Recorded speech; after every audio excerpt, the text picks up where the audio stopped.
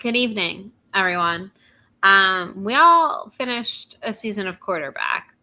And it's weird. I thought narratives now, what had to happen is that for a man to experience growth in his life, for him to reflect on guilt, for, him to maybe become a better person, a woman had to die. And it's so weird that that didn't happen this season.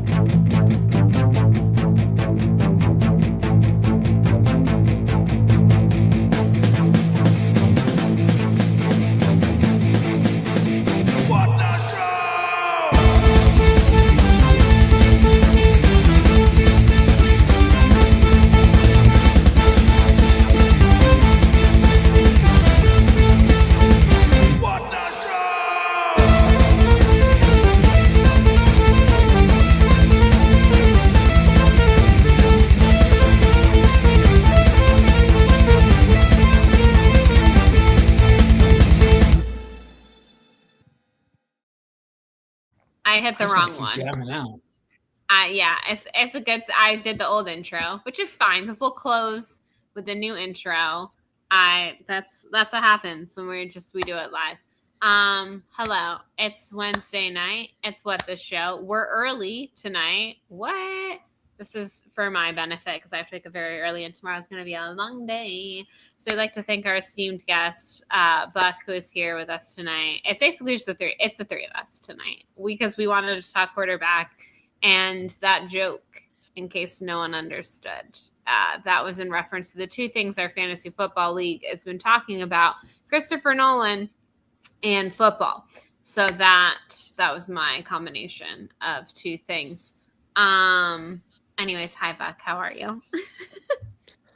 I'm doing well. Long day at work, so I'm a little exhausted, but I always enjoy coming on and shooting the shit with you guys. So always will come on and chill with you guys, especially when we talk sports. I'm always down. We feel you there with that. Like, we have been in an absolute heat wave. Like we're feeling like you guys are, but different. I was like, do not talk to me about heat. Yeah. It was 110 when I got in my car after work. How bad is it right now? So we actually have had feels like temperatures as high as 119 here. Yeah, so it's been pretty rough. It's been pretty brutal. Yeah, it's probably pretty bad because you guys got that humidity, and I don't do that. I don't do humidity. I'll take the 105, 110 dry heat. I think it's whatever. In theory, I understand that dry heat is better, and it is, right? Because it's not the heat, it's the humidity that gets you, as they say. Mm-hmm. But as someone, it's definitely whatever you grew up in. Because as someone who has only known humidity heat, when I go out west, I'm like, it's so dry. Yeah. I can't handle it either. Which I have right here, water. Why is that? The hydration is key at this time of year, 100%. But yeah, I can't do. My skin gets dry. I feel like you're just being hit in the face with a blow dryer. Right now, it's like we're walking out into like pea soup. It's wet, it's sticky, it's muggy. Yeah. Both are miserable. But you know what? I'm gonna be in San Francisco on Friday, where the high is 69. So. Getting a break, baby. Not to brag. Yeah, 69. So, we've obviously a lot's gone on since we've done a stream last. We haven't done an actual What the Show in like a month now. It's been a minute. I feel like it wasn't that long ago because we met off stream, but no one was here for that. That was just us. Yeah, it has been a minute.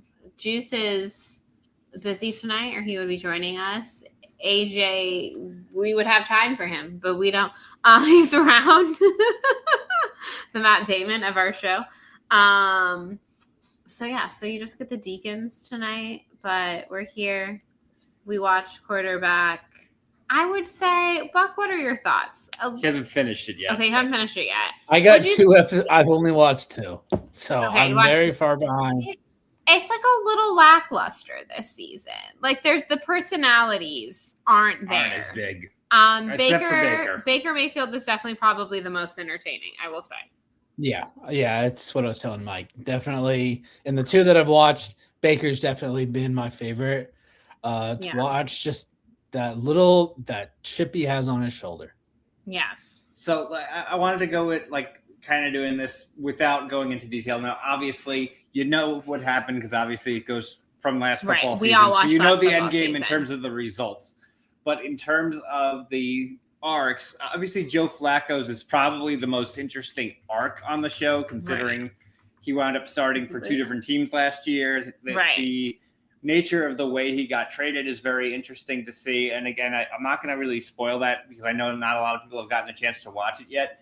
But how he finds out and when he finds out, that's actually pretty fascinating. That's one of the more interesting parts of the season. Baker Mayfield is definitely hands down the breakout star of this season in terms of personality. He's going to come out of this with some extra jersey sales. I'm pretty certain. The Tampa Bay fans love him. And I think a lot of other people who maybe only knew him from, potentially the season that Cleveland had Hard Knocks, because he was kind of, aside from that, until he got to Tampa, really kind of just thrown into the mix, playing with Carolina, playing with that very brief stint. Something about fighting with fans just seems very Tampa to me. Something about his attitude is very Tampa. I'm like, yeah, you found the right spot, I feel like.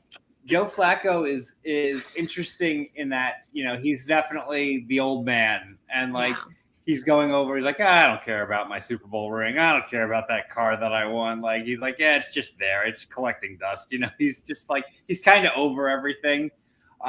This is not a spoiler. I kind of named the episode after this. There was that famous quote that he had about that used to being like, oh man, I feel bad for that poor man sitting at the bar by himself. And now he's like, that man's in heaven.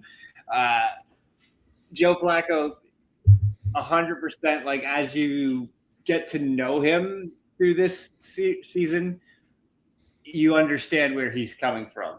Now, the other two are interesting in Cam Ward and Jaden Daniels. Obviously, their storylines are not super interesting. Jaden Daniels, of course, gets hurt multiple times during the season, so he's not actually on the field much. So they don't really have quite as much to work with him.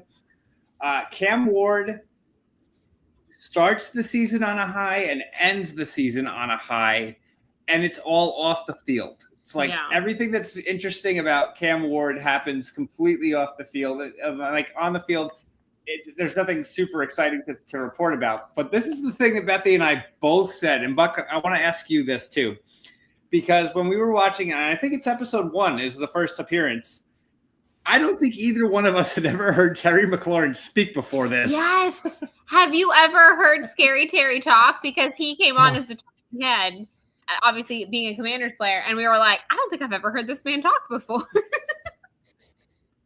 And not for nothing, he came on, I was like, he's actually a good interview. I'm like, this guy can actually have I was like, we should talk to Terry more, I think. Listening to him speak about Jaden, I could easily see, Terry's he's probably midway through his career, but he's got the kind of personality and voice. I'm like, you probably could go into the broadcast side of things the way that he presented himself.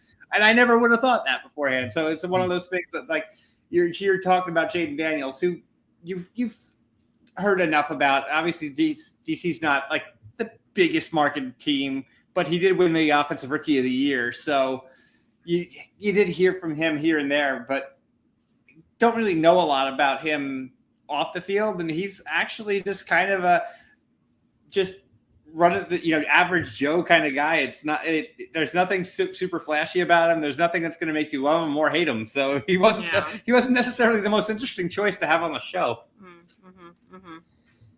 That is true. So Buck, we were talking about this for quarterback 2027, which they're going to record during the 2026 season. Who would you want to see? Who do you think is some good untapped potential? Or retapped. Because, again, I think just bring Kirk Cousins back is my personal opinion. Kirk Cousins would be interesting. He is... And Mendoza. We were saying that. Put both of them on it. Mendoza and Cousins. How interesting. That would be great. That would be entertaining. Yeah, they haven't really done that yet. Where they have... two guys on the same team, because rumor is Cousins starting the whole year. Yeah. So I'm like, it'd be entertaining, I think. So they always seem to want to have basically somebody who is young, which Mendoza fits that mold. Yeah, somebody he's who's old, rookie. Cousins fits that mold, and then somebody who's like in the prime of their career.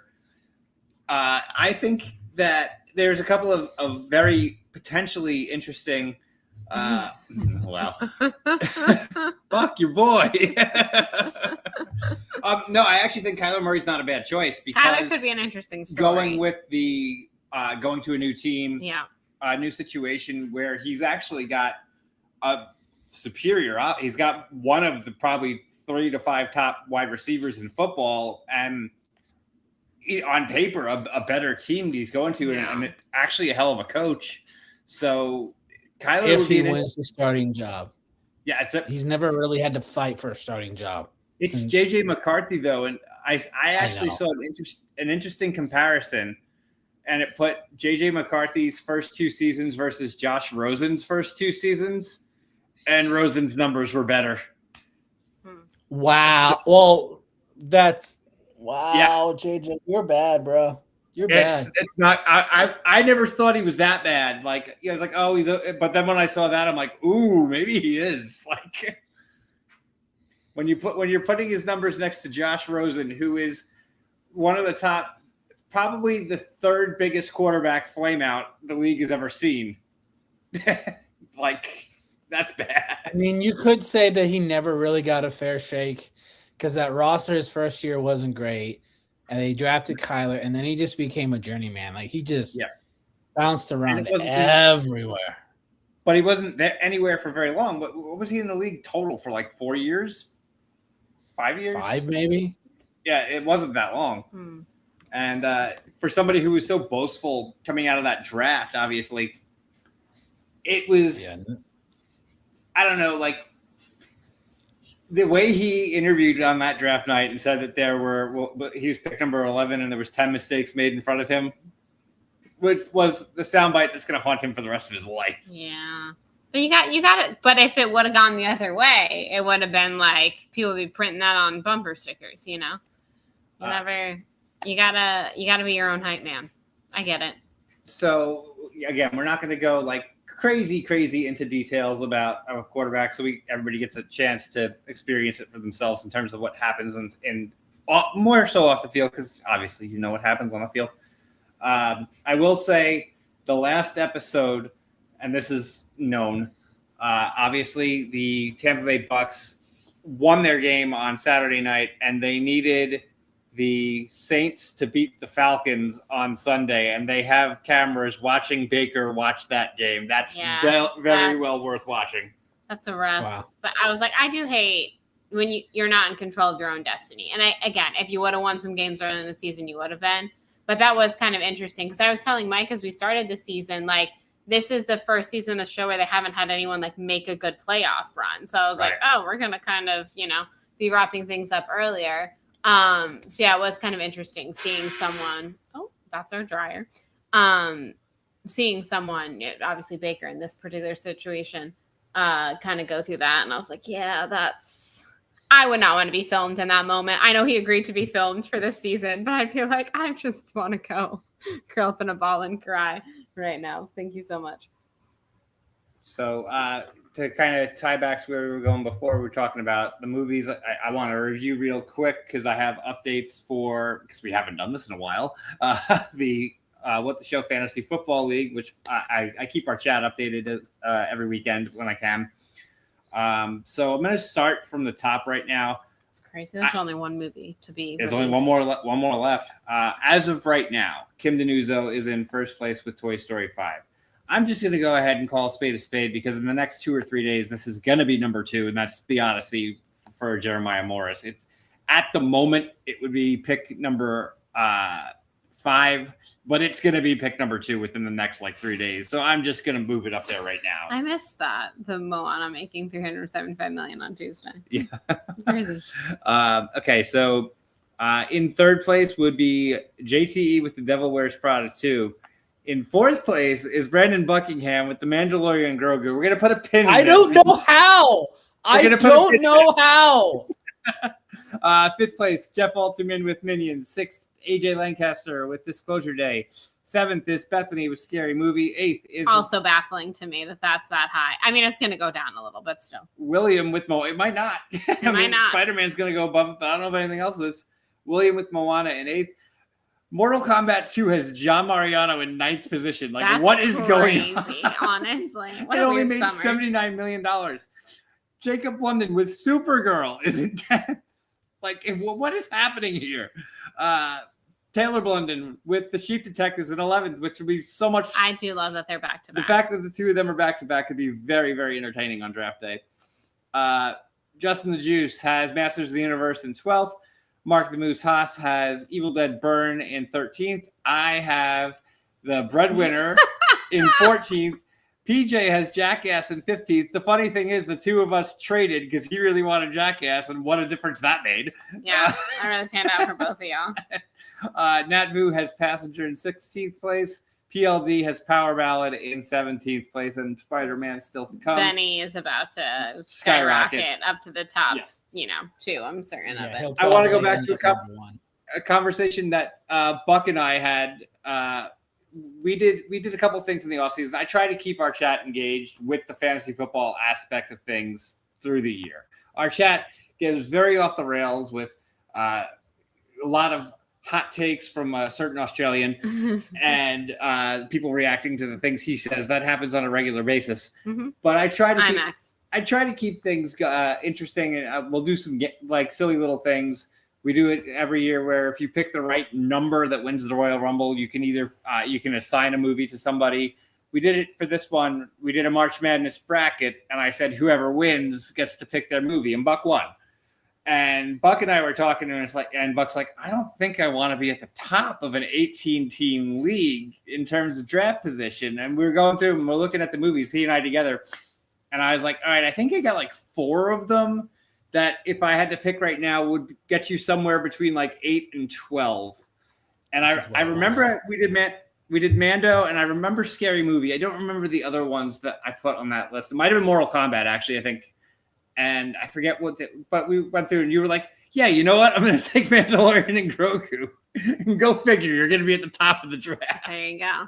Listen, Buck, I don't mind it for my first pick. It's just, it's going to be a very long time in between 2, 4. It's after that, you just got to wait a very long time. And then I was talking to Mike on Monday about what I'm considering, and there's a lot of different situations because you don't know what people are going to do now that we're in a single QB league. We're not going to see. It's a very different type of draft strategy. Yes, obviously, QB. I was joking with Mike a couple weeks ago. He's like Carson Beck. I'm like maybe as a late round flyer.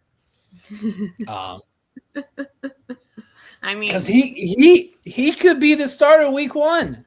Yeah, it's feasible. It's feasible. We're going to go into that too because the Cardinals officially reported to training camp today because they're in the Hall of Fame game, so their whole team is there now. Yep. So this quarterback competition could ramp up. Now, Brissett did report and apparently is in negotiations for a contract raise. Yeah. So. That whole thing is very weird because he gets paid as a backup, but they announced him as the starter. He's not looking to get $30 million. Gardner Minshew makes more than he does. So I think he wants to get paid. Yeah, which I get what he's doing. Yeah, he wants to get paid more than that just makes no sense. If you're the starter, you should be the number 1 paid QB. Yes, and that's fair. I would agree with that. I would agree with that. Unless you're on a rookie contract and it's a Raiders situation where you have a Kirk Cousins coming in, and that's an exception to the rule. Yeah. But the interesting thing with all of this, in terms of the Cardinals, they correct me if I'm wrong, Buck. You probably know this better than me. I think they're the only team right now. Well, the Vikings to an extent. The Vikings and the Cardinals, I think, are the only 2 teams that have a quote-unquote competition going on. Yes. I think I would say I think it's Jacoby's to lose. Like they did announce him in the offseason that he's the starter, but this whole contract situation, if he doesn't, like he did report, but is he gonna participate in training camp? Because if he doesn't, then first team reps will probably go between Gardner Minshew and Carson Beck, and you never know what's gonna happen in training camp. Yeah, it'll be very interesting to see because they are playing in the Hall of Fame game, which is a week from Saturday, if I'm not mistaken. No, Thursday. Right? Thursday. It's a week from Thursday. It's a week from tomorrow. Yeah, it's crazy. Is Carson Beck starting that game? Like, that's got to be the assumption, I think. Yeah, even if Jacoby agrees to a new contract in the next 48 hours, it's the Hall of Fame game. Most of the main guys don't even play anyway, so I don't know if he would start in that one. And William Harold, Jesus Christ.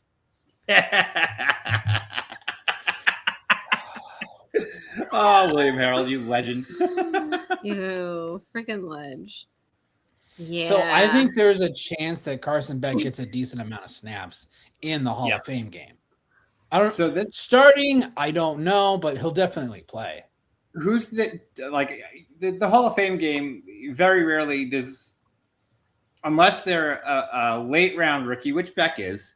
Yeah. Or a bubble veteran. It's usually the majority of the players who are playing in the Hall of Fame game are your fourth and fifth stringers who are fighting for a spot on the special teams of the roster. Yeah. So 2 years ago, whatever it was, when I met up with AJ, Paul, and Kim in New Jersey, the Hall of Fame game was on, and AJ and I were being complete degenerates and betting on over-unders on the Hall of Fame game. Sounds about right. Not the Hall of Fame. Listen, I love sports betting, but preseason sports betting is ultra degenerate. Like that is. It is. You have a problem. I don't even bet on preseason. Sometimes you just miss it, though. You miss the thrill of betting on sports. You're like, we're back, baby. I mean, as I told this to Mike on Monday as well, I tried to pick against the Cardinals for their first 11 games because I think they start 0-11. It wouldn't let you put them into a single bet. You could bet each game individually. But I'm like, no, I want to put them all together because they're double-digit underdogs. Double-digit underdogs. Like, they're definitely at the very least. Yeah.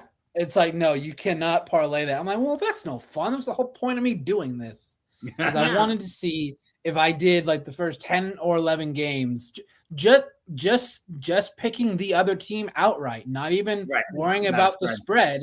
Mm-hmm. It was all of them were like minus 500. I'm like, this is ridiculous. This is insane. And it's like, no, you can't parlay that. I was like, well, that's just no fun. That's stupid. What would have if it had let you, like you would have put like a 10-game parlay on it to like a $10 bet wins you $25. Like it wouldn't have been that much of a payout. Yeah, it probably wouldn't. It probably would have been like like you're saying, like plus 150 for 10 games, and which is just ridiculous. Yeah. Maybe I'll look closer to the start of the season. Maybe they'll let you do it closer to the season, because I think it's a hilarious idea to try and do, because they're double-digit underdogs in almost every game this season.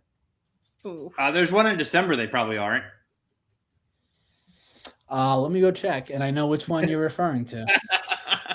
Are they playing the New York Jets? Yeah, and it's late too. They are playing the New York Jets. It's Christmas week, if I'm not mistaken. Oh, what a gift to everyone. Ooh.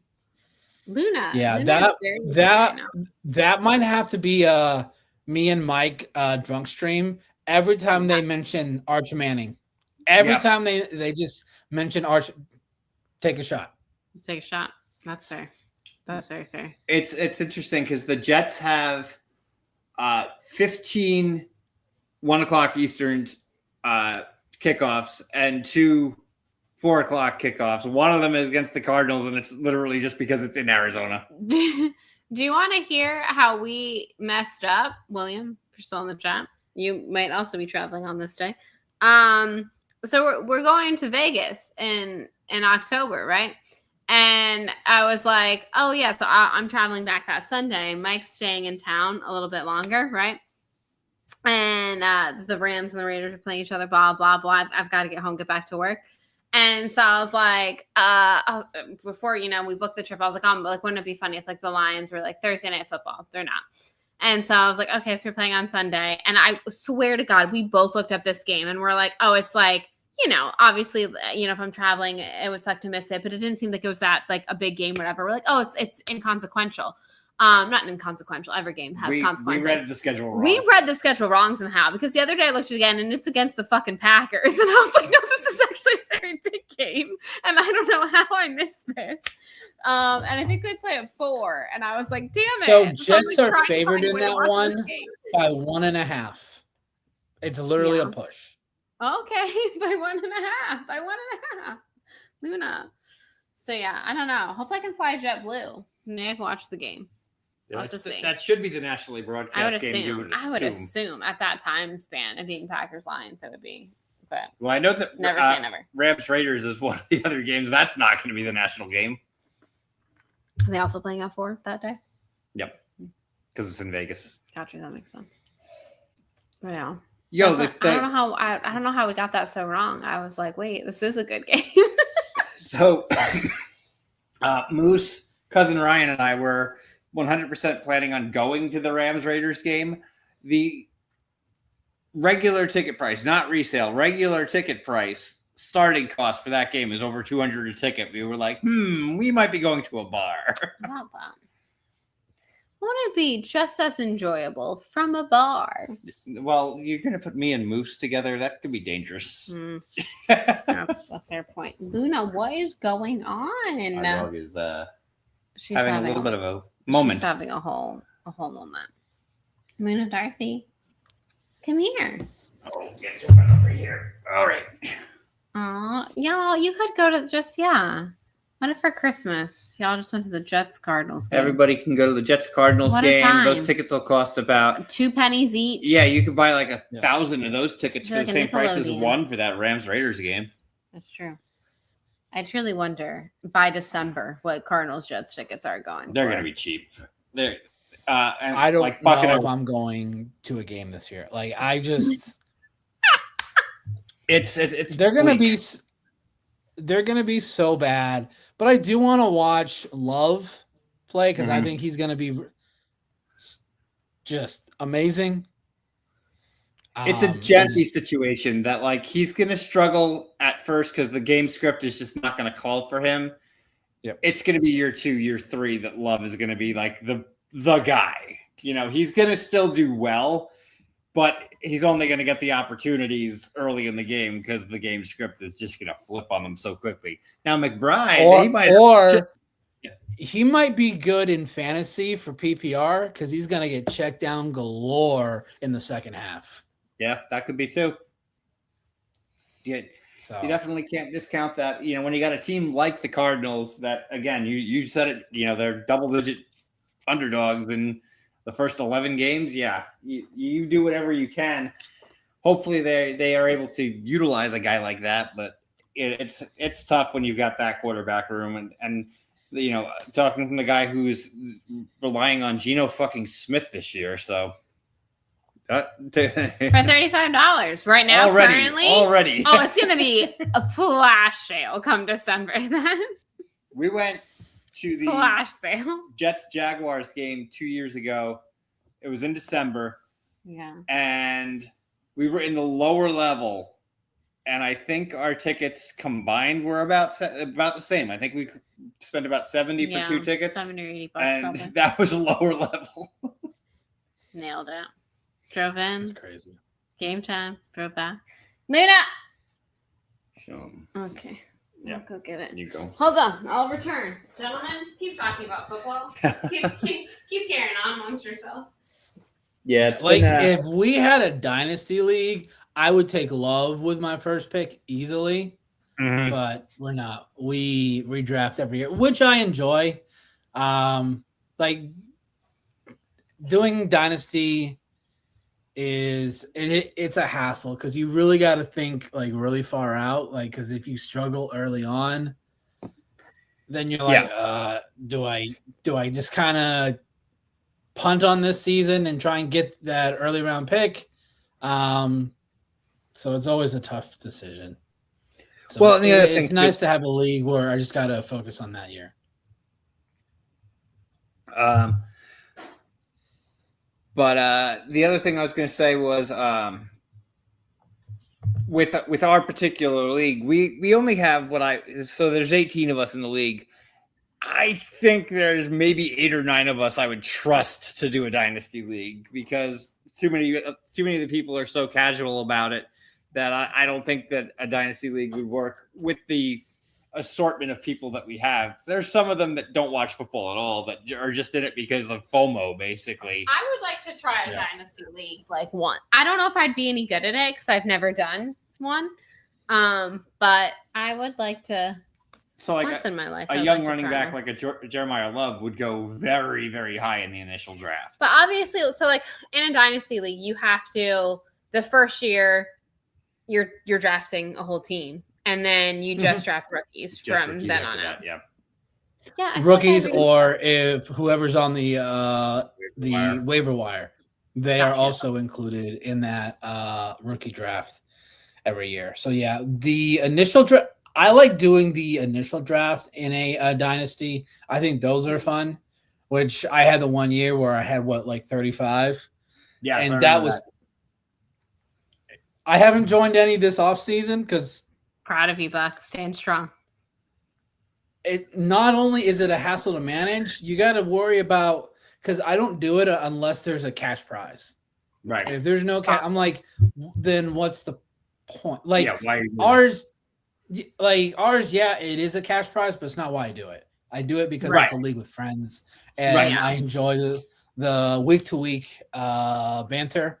The bants, but man, trying to navigate trying to just set the lineups is a hassle on Tuesdays and Wednesdays. It literally takes me an hour and a half to set my lineups, and then you got to make sure you're on top of injuries, and you're like, okay. Luckily, with Sleeper. Like, if you have a player in multiple leagues, it lets you know. That way I don't have to check every single league because they had that for a bit where they didn't tell you if you had that player on multiple teams. Got you. Okay. I feel like most of these apps are becoming more and more intuitive for people who don't pay attention, which is a good thing and a bad thing. Like, half of it is I'm like, no, you got to manage your team, man. Yeah. Like,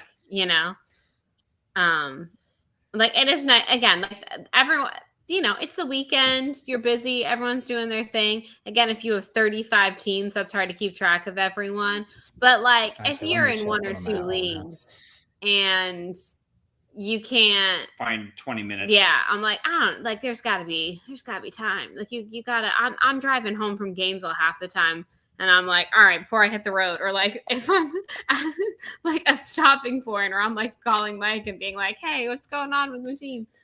I'm always like, I got to get it in because I'm going to be driving till 1:00 and then I can't set my thing and William whatever. is the algorithm. That should be your team name, the algorithm. The algorithm is determined to sell me shit. Truly, I agree with William on that. It's actually just out here the targeted ads I get for things out of control. It's out of control. 26 including ours. Okay, 26 for 2026. There you go. Yep. Yeah, every year like one or two of them just fold, and I'm like, okay, that's fine with me. Less to worry about. Because there was the 1 year where I went from like 6 to 35 where I just kept joining, and like a lot of the actual league fees aren't that much. They're like $10, but you add that up, over 26, it's quite a bit of money. Yeah, exactly. Yeah, it doesn't seem that bad when you hear it, but it really sucks when you don't win a single one of the leagues in that year. You're like, I just wasted all this time. But luckily I've gotten lucky and I've won at least one of them every year. So I'm like, okay, at least it was worth it. It made up for the fees to enter all the other ones. Statistically, oh yes. I'm taking it to Vegas. Absolutely, you should. I respect it. Kirk Hammett wore that on stage a couple of weeks ago, and it kind of got viral. I'm still trying to make my, I would say, delete that shirt. So, but this is something, I know you're not a big music guy or anything, but there's a documentary that Metallica released in 2004 called Some Kind of Monster. It was originally supposed to be a making of the album Saint Anger, and it turned into like a whole much bigger thing that took a couple of years, the unraveling of the band.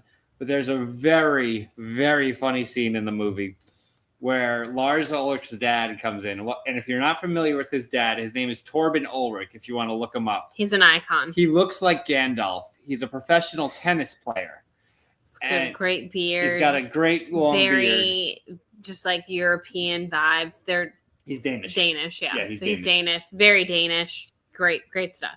So Lars, like this album is a mess. And even the final product is many people consider it their worst. It's a mess.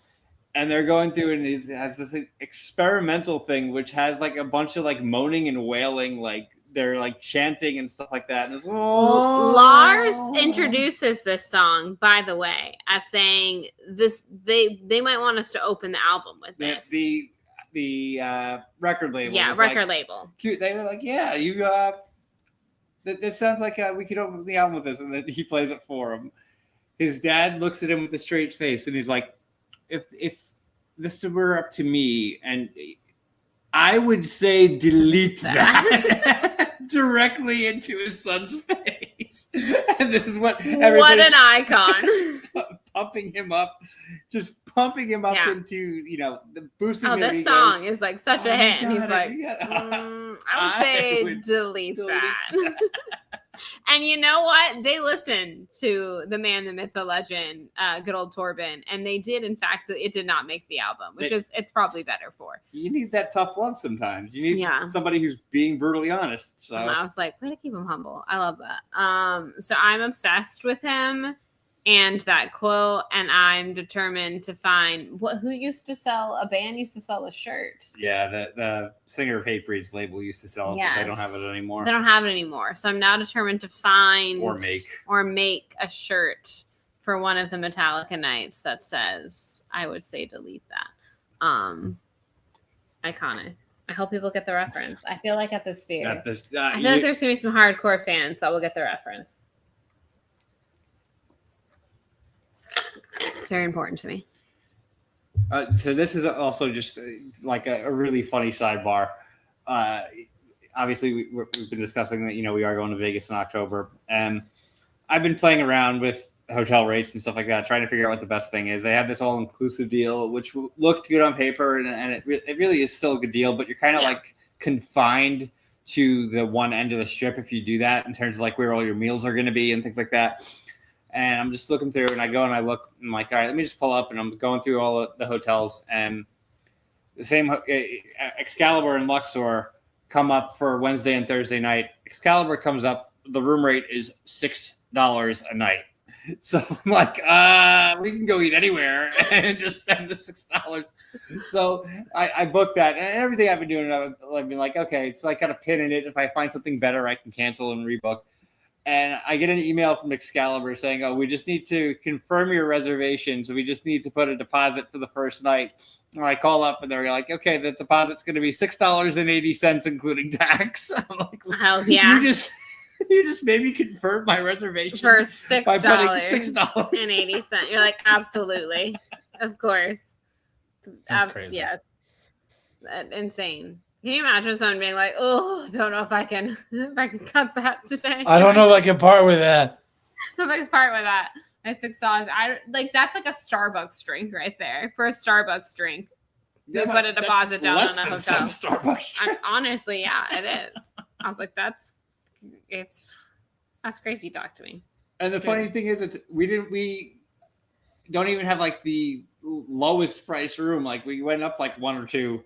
because Excalibur's got renovated areas and old ones, and we got the renovated one, and $6 a night for the first 2 nights. Now, of course, Vegas has their stupid resort fees and stuff like that, so it's going to wind up being like 40 or 50, but still, that's not bad price. Not bad, yeah. They're going to get you. Vegas is going to get you somehow. You know what I mean? They're going to get you. What's your favorite hotel? I know you've been to Vegas a few times. What's your favorite hotel you've stayed at? Ironically, it's Excalibur. Nice. I've stayed there a handful of times.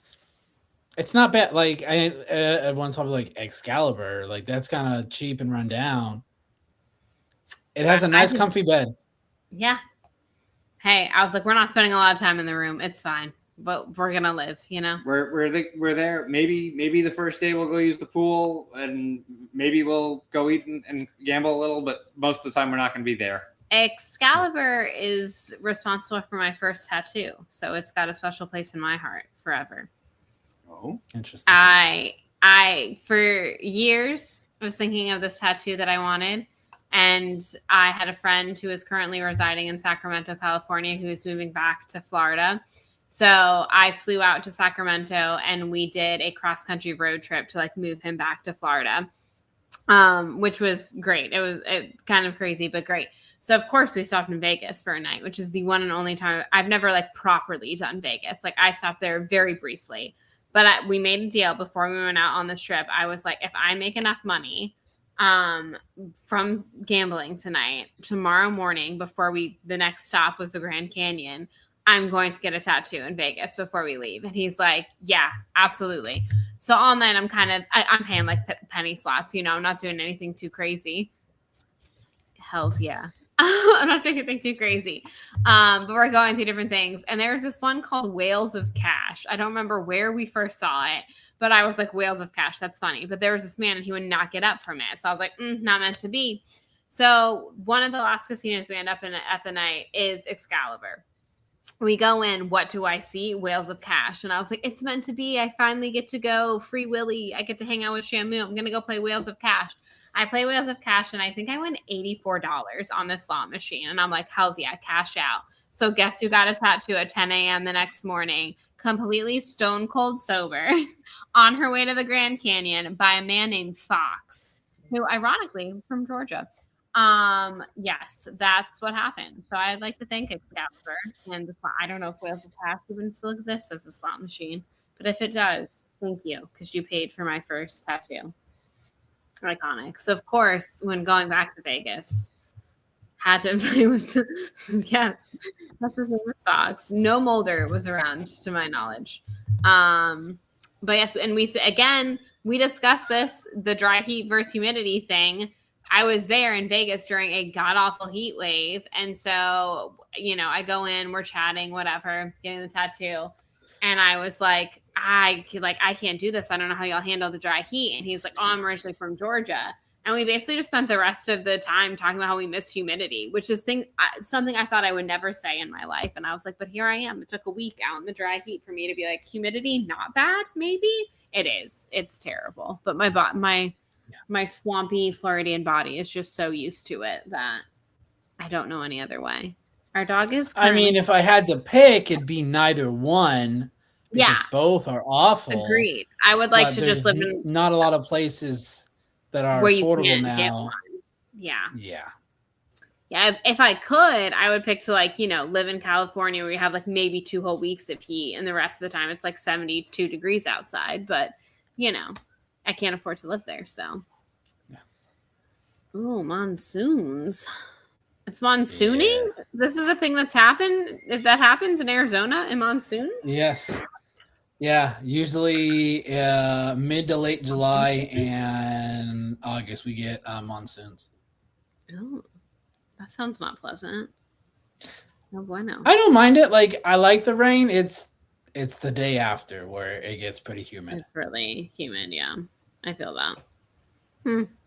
Monsoon season. I think we just have thunderstorms. I don't think we've ever really had a monsoon, to my knowledge. But who's to say? Micah's taking out the dog because she literally was sitting at the edge of the couch whining at us. I don't know why. She's lost her marbles a little bit tonight, I think. I truly don't know That's why. not good. And the day doesn't rain overhead and the temps never drop. Oh, that's gross. So, like, okay, wait. Not to sound stupid. So on a monsoon day, does it rain like all day or just like for a little bit? Usually for a little bit. For a little bit. And then you get like super humid afterward? Yeah, it's usually if it's in the afternoon, evening, it's that next morning where it gets pretty humid. You get, yeah, that makes sense. That makes sense. Yes, I feel like it's just hot and humid all day. If you get a day where it thunderstorms, which like, okay, so in Florida, I could tell the time of day in the summer by the thunderstorms because they'd roll in, like depending on where you live, like what city I lived in. Orlando is usually earlier, more like 3 o'clock in the afternoon. Gainesville is like 5 o'clock, give or take. Like we were a little later, which I guess makes sense because you're going up north. The storm's tracking that way, whatever. But anyways, I can tell the time of day by the storm rolling in. In Georgia, we still get thunderstorms, but it's not like a daily occurrence. But yeah, like storm comes in, you get like a small reprieve, right? Because like the wind picks up, it gets overcast, and then yeah, just muggy as hell. Muggy as can be, yeah. Afterwards. So I feel that struggle for sure. Let's see if Luna now calms down. Did she go? She zoomed. She just wanted to go zoom. She just went outside and zoomed a bunch and then came back. Okay. Well, that sounds about right. The joys of having a 15-and-a-half-year-old dog, and she's zooming more. Mind you try to wake this dog up in the morning, doesn't want any part in it. Not a single she's like, no. Leave me alone. I cannot even.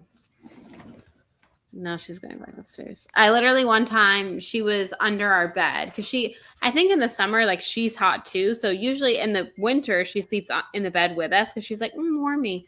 But right now she's like, y'all, this is too much body heat going down on the floor. So she's like laying under the bed. I pull her out and I'm like, Luna, we're going to go downstairs. We're going to go to the bathroom. She has her little dog bed in our room as well. She looks at me, turns and trots to the dog bed. And I was like, no, we're going to the bathroom. She regularly now, like overnight, will sleep, I'd estimate 12 to 14 hours. So, yeah, isn't that the life? A little freeloader? Yeah, freaking freeloader here. The senior citizen just, I swear.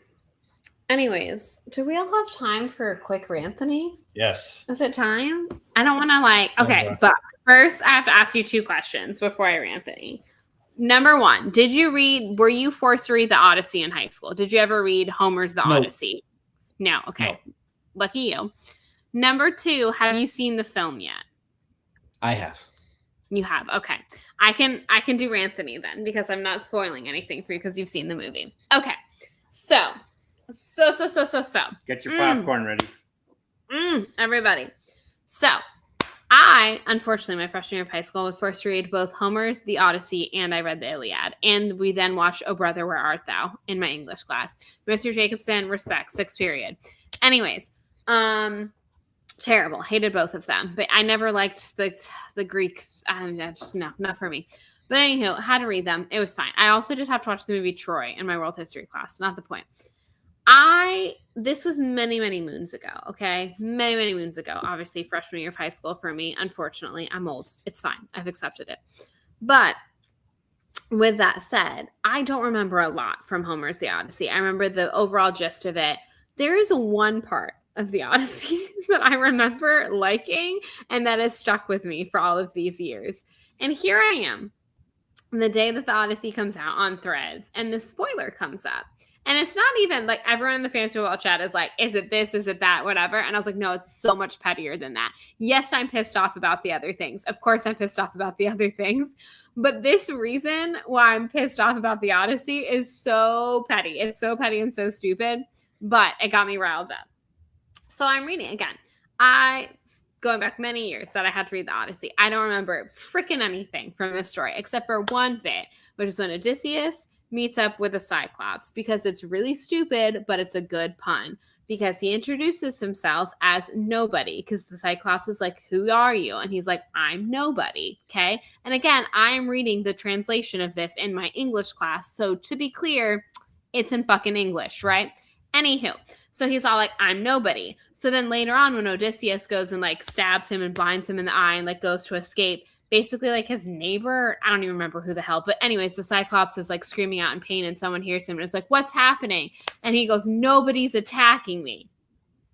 Get it? Nobody's attacking him. So he doesn't get help. And this is how Odysseus escapes. Okay. And it's so stupid, but it's so good. It's the only freaking part I remember from this stupid thing that I had to read in freshman year of high school that was forced down my throat. Okay. I'm scrolling on Threads and fucking Christopher Nolan, who's like, I'm too pretentious to put a funny little pun in my movie, was like, yes, I wear a scarf and I'm British and I only film things at IMAX because I'm so superb and I like to put women in the refrigerator for the man growth. Was like, yes, I wanted to do the nobody bit, but it doesn't work in modern English because nobody talks like that. You just fucking said nobody, my dude. Actually, I don't know if the quote he said nobody, but he basically said nobody. And I was like, that's so funny, Christopher Nolan, because I read it in English. I read it in English and it made sense. It made sense in English. And you couldn't even put the one freaking part of the Odyssey that I remembered. And that is my rant about the Odyssey. We could get into the other things. We could, the animal cruelty, the Zendaya, she's not Athena, but she is Athena, but she's this man guilt because Christopher Nolan cannot make a movie without a man feeling guilty and in pain and growing from a woman's death. He can't do it. It's impossible for him. But honestly, I was out the minute I found out that the nobody pun was not making it into this movie. I was like, you're gonna make me watch a 3-hour movie and you're not even gonna give me the nobody bit? No, can't do it. And that is why I have not seen the Odyssey. Thank you, everyone, for coming to my TED Talk. I appreciate it. Anyone else who read the Odyssey over 15 years ago, hated every bit of it except for the nobody pun, I want you to know that you were heard. And I think it very easily could have been done in modern English. I just told it in modern English. And it made sense. We all got it, right? We all got it? Yeah, we got it. Maybe I'm just a better writer than you are, Christopher Nolan. I don't know. Maybe. Okay. Anyways, thank you. Thank you for coming to Ranthony is over. And scene. And scene. I'm back to my normal self. I'm feeling good. I'm feeling jubilant. And I feel great. Yeah, it's been, of course. Oh.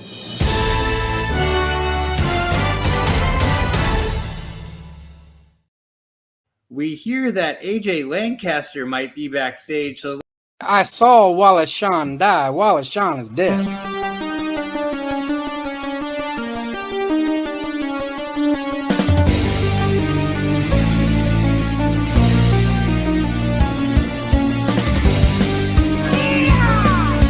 2 minutes for roping.